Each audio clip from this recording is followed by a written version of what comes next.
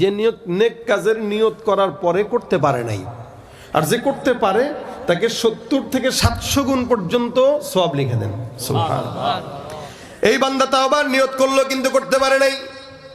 আমার আল্লাহ জানে, জমিনকে ডাক দিয়া বলে, জমিন আমি আল্লাহ পাক আদেশ করলাম, আমার যেই বান্দাটা তাওবার নিয়ত করলো করতে পারে নাই, আমি আল্লাহ বললাম ফেরেশতারা রাস্তা মাপে, আমি আল্লাহর আদেশে জমিন তুমি ওই বান্দার জন্য জান্নাত পর্যন্ত দীর্ঘ লম্বা হয়ে যাও।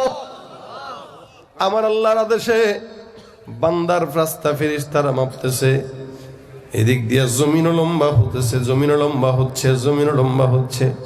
ফেরেশতারা মাপতে মাপতে মাপতে মাপতে যায় দেখে বান্দার রাস্তা আল্লাহর জান্নাত পর্যন্ত চলে গেছে। বনি ইসরাইলের জামানার ঘটনা। একটা লোক ছিল, একটা নয়, দুইটা নয়, লাগাতার 99টা খুন করছে। কয়টা? একটা না, দুইটা না, 99টা খুন। 99টা খুন করানোওয়ালা মানুষ সন্ত্রাসী ছোট না বড়? এখানে আছেন কেউ? ভাই 99টা খুন করতে কলিজা লাগে, ওই কলিজা আমাদের কেউ নাই। আর 99টা খুন করতে গেলে হায়াতও পাওয়া লাগে অনেক। আল্লাহ রাসূল বলেন, এই 99টা খুন করানোওয়ালা বান্দা হঠাৎ করে আল্লাহ পাকের কাছে মাফ চাওয়ার চিন্তা করলো। কারণ আল্লাহ পাক কাকে কখন হেদায়েত দেয় এটা তো বলা যায় না। মাফ চাওয়ার জন্য একজনের কাছে গেল, যে ডাক দেয়া বলো, ভাই আমি একজন গুনাহগার, একটা না দুইটা নয় 99টা অন্যায় করলাম, খুন করলাম, মানুষকে হত্যা করলাম, বলেন তো আল্লাহর কাছে যদি ক্ষমা চাই আল্লাহ পাক রব্বুল আলামিন ক্ষমা করবে কিনা? গেছে হইলো আবেদের কাছে। আবেদ আর আলেম পার্থক্য আছে, হ্যাঁ? আবেদ হইলো ইবাদত গুজারওয়ালা, আলেম হইলো দ্বীনের জ্ঞান সম্পন্নওয়ালা। আবেদ আর আলেমের মধ্যে পার্থক্য যদি করি বুঝবেন, তবলিগের ময়দানে তাকান, ওখানে যারা আবেদ তারা ওলামা ইকরামদেরকে হত্যা করার মধ্যে লিপ্ত হয়ে গেছে। এরা আবেদ, যে কোনো সময় শয়তান এদেরকে শয়তান বানায় দিবে। আবেদ হলে ইবাদত করে, ইলম জানে না। আর আলেমে যতটুকুন করে ততটুকুন ইলম দিয়া করে। এই জন্য রাসূল বলেন, আখলিস দীনাকা ইয়াকফিকাল আমালুল কলিল। তুমি তোমার ঈমানকে, দ্বীনকে খাঁটি করো, ইবাদত বেশি দরকার নাই, অল্প করবা, নাজাতের জন্য মালিক যথেষ্ট বানায় দিবেন। আর আবেদ হয়ে ইবাদত করবা, সারাদিন করবা, সারা রাত করবা, ইমানের হালচাল বুঝো না, ইবাদতের ভাবসাব বুঝো না, সারা জিন্দেগি ইবাদত করলেও জান্নাত জুটার মতো অবস্থা থাকবে না। কারণ সে করে ইবাদত, বুঝে না, এলেম নাই, যেমনে মন চেমনে করে, নিজের মন গড়া। আবেদের কাছে যায় ডাক দেয়া বলে, ভাই আমি 99টা খুন করলাম, বলেন তো আল্লাহ পাক রব্বুল আলামিন ক্ষমা করবে কিনা? আবেদ ডাক দেয়া বলে, কয়টা খুন করছেন? বলে 99টা। কয় হায় হায়, কয় কিরে 99টা খুন করার পর আল্লাহ ক্ষমা করবে? আল্লাহর কি খায় দেয় কাম নাই নাকি? মিয়া ভাগো এখান থেকে। বেচারা ডরা গেছে, কয় কিরে কি ক্ষমা পাবো না?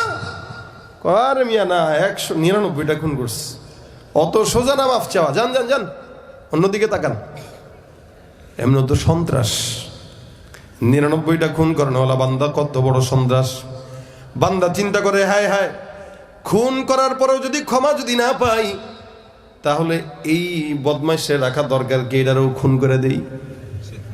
ছুরিটা বাইর করে হুজুরের পেটের মধ্যে ছুরি ঢুকাই দিয়া কয়, যা ক্ষমা যদি পাবো না, তোর রেখা দরকার কি, তুই সর।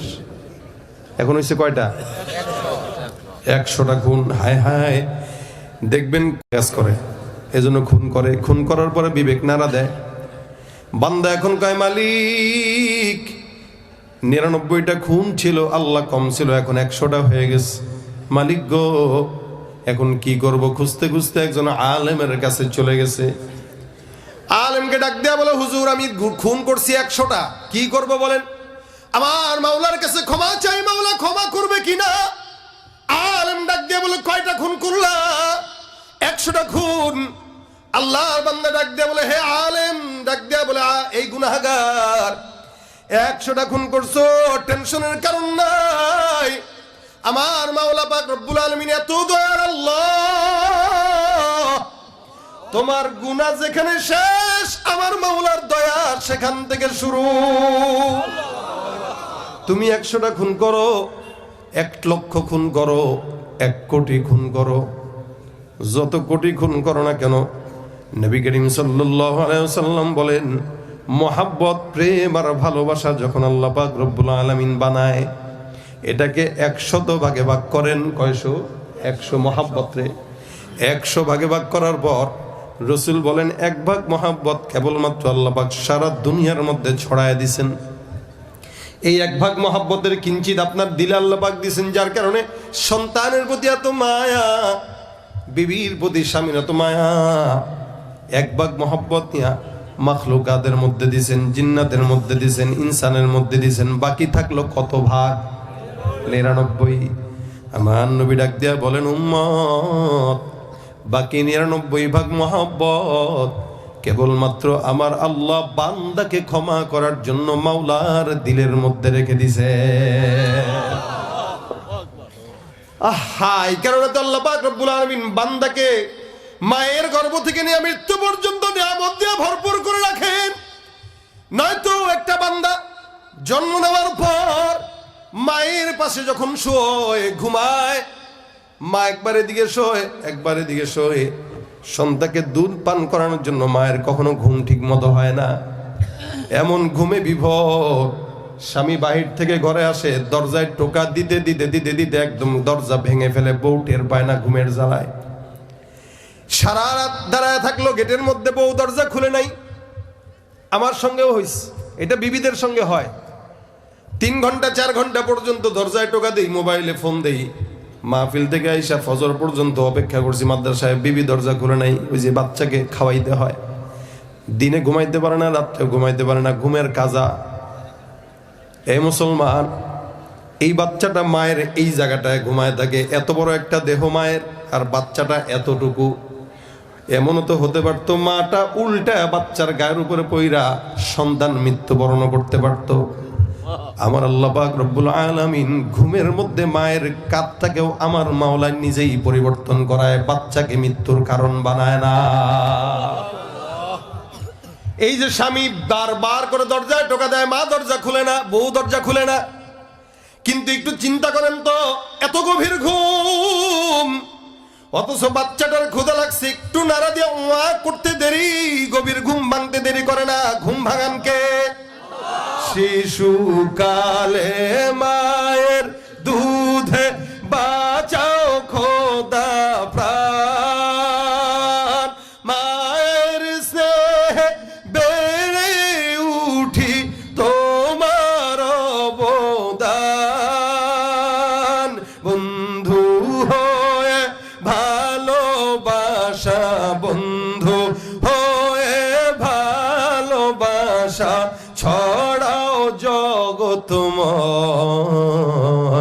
তোমার মতো প্রিয় বন্ধু যার হৃদয়ে রয়, তার কি আর থাকতে পারে, তার কি আর থাকতে পারে চিন্তা মৃত্যুর ভয়, তোমার মতো প্রিয় বন্ধু যার হৃদয়ে রয়। কে বন্ধুকে? আল্লাহ। আমরা বন্ধু বানাই দলকে, আমরা বন্ধু বানাই নিজের নেতাকে, আর এই নেতারাই আমাদেরকে না বলেই চলে যায়। ভাই, এটা শুধু হাসির জন্য, ঠিকের জন্য বলি নাই। প্রত্যেকটা মানুষের এটা চিন্তা করা উচিত, যাকে বন্ধু বানালে দুনিয়াও কামিয়াবি আখিরাতও কামিয়াবি, তাকেই বন্ধু বানানো দরকার। যে রাত 2টার দিকেও যার দরজা বন্ধ থাকে, ঘুমায়। আল্লাহু লা ইলাহা ইল্লা হুয়াল হাইয়ুল কাইয়্যুম লা তাখুযুহু সিনাতুন ওয়ালা নাওম। রাত 2টার দিকে চেয়ারম্যানের দরজায় টোকা দেন, চেয়ারম্যান দরজা খুলে না। মেম্বারের দরজায় যাবেন, মেম্বার সজাগ না, ঘুমায়। এমপির কাছে যান, কথা বলার টাইম নাই। কেউ কথা না শুনলেও যায় নামাজটা বিছায় মালিকের দরবারে বসে যান। আল্লাহর কসম, দুনিয়ার সব মানুষ কথা না শুনলেও মাওলায় কথা শুনে। আমার আল্লাহ পাক ডাক দেয়া বলেন, আসমানের প্রথম আসমানে আমি আল্লাহ পাক বান্দাকে এসে ডাক দেই আলা মিন মুস্তাগফির, এমন কোন চানেওয়ালা আসো চাও, আমি আল্লাহর কাছে হাত তুলতে দেরি, মাগার আমি আল্লাহ দিতে দেরি করি না।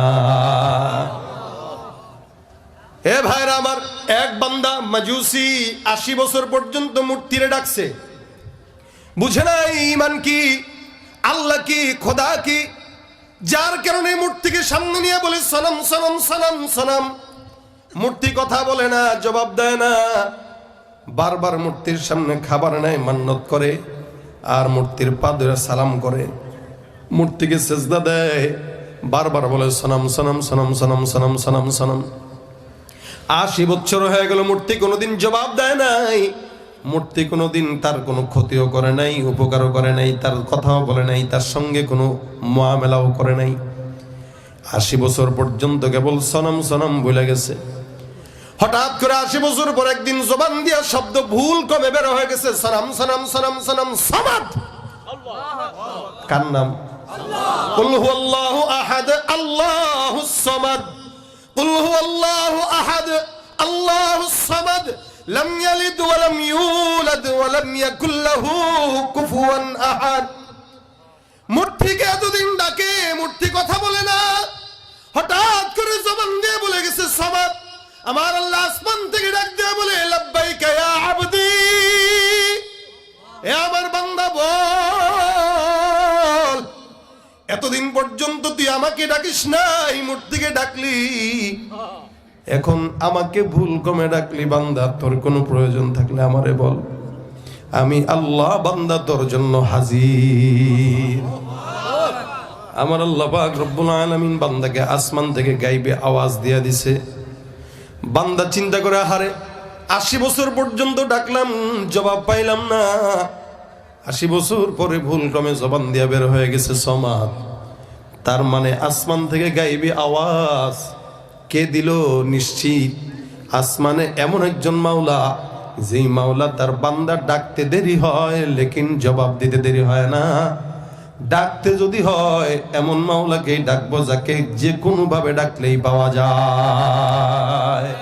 আল্লাহ আল্লাহ क्या मुबारक नाम है, अल्लाह अल्लाह आशिकों का काम है, बंदेगाने खास अल्लामुल गुयूब, दरजहा जाने जवासीसुल कुलूब, ज़मिसरशबू ए पीराहन शनीदी, चरादर चाहे किनानश नदीदी। ডাকে সারা দেনেওয়ালাকে আল্লাহ। এই বান্দা 80 বছর পর্যন্ত ডাকছে, আল্লাহ শুনে নাই, 80 বছর পরে আল্লাহ শুনছেন। এদিক দিয়ে 100 খুনের অধিকারী বান্দা আলেমকে ডাক দেয়া বলে, হুজুর 100টা খুন করলাম, বলেন আমার মাওলা কি আমাকে ক্ষমা করবে কিনা? আলেম ডাক দেয়া বলে, টেনশনের কারণ নাই, আল্লাহ পাক রব্বুল আলামিন এত দয়ালু মালিক, তোমার গুনাহ যেখানেই শেষ আমার মাওলার দয়া সেখানেই শুরু। বান্দা অমুক এলাকায় যাও, উদাহরণস্বরূপ এখান থেকে 100 কিলোমিটার দূরে, এখান থেকে ওই জায়গায় যাওয়ার পর কিছু আলেমে দিন দেখবা, আল্লাহ ওয়ালা দেখবা, তাদের সঙ্গে সময়টা লাগাও, তাদের কাছে যাও, তাদের হাতে হাত রেখে বায়াত হও, আল্লাহর কাছে তওবা করো, দুনিয়ার সব কিছু ছেড়ে তাদের সঙ্গে সময় লাগাও। আশা করা যায় আমার মাওলা তোমারে মাফ করেও দিতে। আল্লাহর বান্দা বাসায় আসলো, গোসল করলো, গোসল করার পর এই বান্দা এবার চিন্তা করলো, মালিক তোমার পথে তোমার কাছে তওবা করার জন্য রওনা হইলাম, আল্লাহ তুমি কবুল করো। মাফটার চেয়ে সুন্দর করে আল্লাহর বান্দা রওনা হয়ে গেছেন। যেতে যেতে যেতে যেতে যেতে যেতে 100 কিলোমিটার যাবে, উদাহরণস্বরূপ বললাম 100 কিলোমিটার যাবে, গেছে মাত্র 30 কিলো। আমার মাওলা ডাক দেয়া, আজরাইল এই বান্দার হায়াত শেষ হয়ে গেছে, বান্দার জানটা কবজ করে নিয়ে আসো। বান্দার ইচ্ছা ছিল দিল থেকে তওবা করা, আল্লাহ পাক রব্বুল আলামিন হায়াত শেষ করে দিয়েছেন, যাও বান্দাকে তওবা করার সুযোগ দেওয়া যাবে না, নিয়ে আসো। বান্দাকে জান কবজ করে আল্লাহর কাছে নিয়ে যায়। এবার বান্দার হায়াত শেষ, ইন্তেকাল হয়ে গেছে, মৃত্যু। আল্লাহ পাক রব্বুল আলামিনের এই বান্দা এখন জান্নাতে যাবে নাকি জাহান্নামে যাবে টেনশন। জান্নাতের ফেরেশতারা কয় আল্লাহ এটা জান্নাতে যাবে, জাহান্নামের ফেরেশতারা কয় না না এটা জাহান্নামে যাবে। কেন? খুন করছে 100টা, জান্নাতে যাওয়ার কোনো সুযোগ নাই। জান্নাতের ফেরেশতারা কয় না না, বান্দা তাওবার নিয়ত করে রওনা দিছে, তার মানে আল্লাহ তারে মাফ করে দিছে। আচ্ছা, বান্দা যদি সজাগ থাকতো, বেঁচে থাকতো, তাহলে তো আল্লাহর কাছে তওবা করতো, আল্লাহ মাফ করে দিত। এখন হায়াত নাই, এটা তো বান্দার হাতে না, এটা তো আল্লাহর হাতে। এই নিয়ে দুই দলের মধ্যে ঝগড়া, তুমুল দ্বন্দ্ব। আমার আল্লাহ পাকের তরফ থেকে একজন তৃতীয় পক্ষ আসলো সামনে, মানব স্রোতে এসে ডাক দেওয়া, কই ফেরেশতা তোমাদের কি সমস্যা? এই বান্দাকে কি করবা? বলে একদল বলে এটা জান্নাতি, আর একদল বলে জাহান্নামী। কোথায় নেব? আল্লাহর বান্দাকে কোথায় নেব? ফেরেশতা এবার তৃতীয় পক্ষ ডাক দিয়া কয়, এই বান্দার হায়াত থাকলে বান্দা তওবা করতো নাকি করতো না সবই মালিক জানে। তবে আমি তোমাদেরকে সুন্দর একটা মাশওয়ারা দেই, সমাধান দেই, শুনো।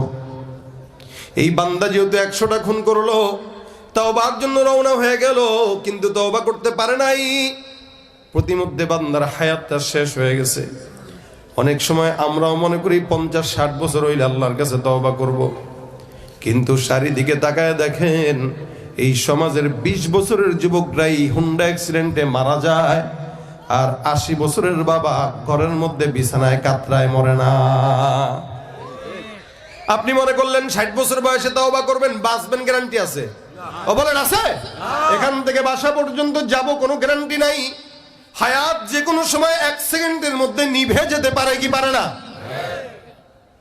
এই মুসলমান, এই কারণে হাদিসে আসছে, ওমর বলেন হাসিবু ক্বাবলা আন তুহাসাবু, আল্লাহর কাছে হিসাব দেওয়ার আগে নিজের হিসাব মিলাও, কবরে যাওয়ার আগে নিজে নিজে তওবা করো, আল্লাহর কাছে বলো, আল্লাহর কাছে মাফ চাও। বান্দা মাফ চাওয়ার জন্য গেছে, কিন্তু তওবা পায় নাই, করতে পারে নাই। ফেরেশতা ডাক দেয়া কয়, হে ফেরেশতার দল, একটা কাজ করো, বান্দা বাসার থেকে তওবা পর্যন্ত রওনা হয়ে গেছে, বান্দার ওই রাস্তাটা মাপা শুরু করে দাও। তওবার রাস্তা যদি বেশি হয় বান্দা জান্নাতি, কম হলে বান্দা জাহান্নামী। আসলে রাস্তা বেশি ছিল না কম? কম ছিল। গেছে কয় কিলো? বাকি 70। অনেক রাস্তা বাকি। মাত্র গেল অল্প, 3 ভাগের 1 ভাগ, 1.5 ভাগ গেলেও তো বুঝতাম যে আরো 1.5 ভাগ বাকি, কিন্তু না না, মাত্র 1 ভাগ গেছে। এইটা তো আমার মাওলায় জানে কি জানে না? ফেরেশতারা তো আর জানে না। জানে কে? আল্লাহ। ফেরেশতা রাস্তা মাপা শুরু করে দেয়, ঠিক আছে, 1 হাত, 2 হাত, 3 হাত, 4 হাত, 5 হাত। রাস্তা যেদিকে বেশি বান্দা সেদিকেই যাবে। আমার আল্লাহ ডাক দিয়া বলে, জমিন, আমি আল্লাহ পাক রব্বুল আলামিন বলছি, আমার বান্দার রাস্তা ছিল কম, আমি আল্লাহ পাক রব্বুল আলামিন বান্দার নিয়তের দিকে তাকাই। আল্লাহ পাক ডাক দিয়া বলেন, ইন্নাল্লাহা লা ইয়ানজুরু ইলা সুওয়ারিকুম ওয়া আমওয়ালিকুম ওয়ালাকিন ইয়ানজুরু ইলা কুলুবিকুম ওয়া আমালিকুম। আমার মাওলা বান্দার চেহারার দিকে তাকায় না, আমার মাওলা বান্দার জিসিমের দিকে তাকায় না, ক্ষমতার দিকে তাকায় না। আমার আল্লাহ ডাক দেয়া বলেন, হে মুমিন, বড় এমপি হইলা, মন্ত্রী হইলা, অনেক বড় রাজনীতিবিদ হইছো, কিন্তু আল্লাহর কাছে দাম নাই।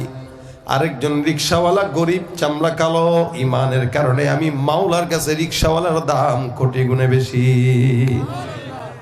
কারণ আমি আল্লাহ পাক বান্দার দিল দেখি, সম্পদ দেখি না।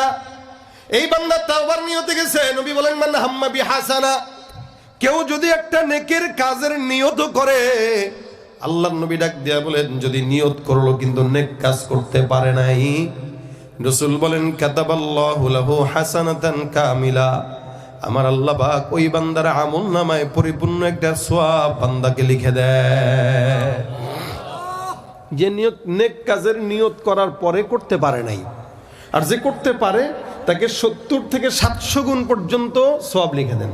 সুবহানাল্লাহ। এই বান্দা তাওবার নিয়ত করলো কিন্তু করতে পারে নাই। আমার আল্লাহ জানে। জমিনকে ডাক দিয়া বলে, জমিন, আমি আল্লাহ পাক আদেশ করলাম, আমার যেই বান্দাটা তাওবার নিয়ত করলো করতে পারে নাই, আমি আল্লাহ বললাম ফেরেশতারা রাস্তা মাপে, আমি আল্লাহর আদেশে জমিন তুমি ওই বান্দার জন্য জান্নাত পর্যন্ত দীর্ঘ লম্বা হয়ে যাও। আমার আল্লাহর আদেশে বান্দার রাস্তা ফেরেশতারা মাপতেছে, এদিক দিয়ে জমিনও লম্বা হতেছে, জমিনও লম্বা হচ্ছে, জমিনও লম্বা হচ্ছে। ফেরেশতারা মাপতে মাপতে করেন কে? আরো জোরে বলেন কে? আল্লাহর নবী এই হাদিসটা সাহাবা আজমাইনদেরকে বর্ণনা করলেন।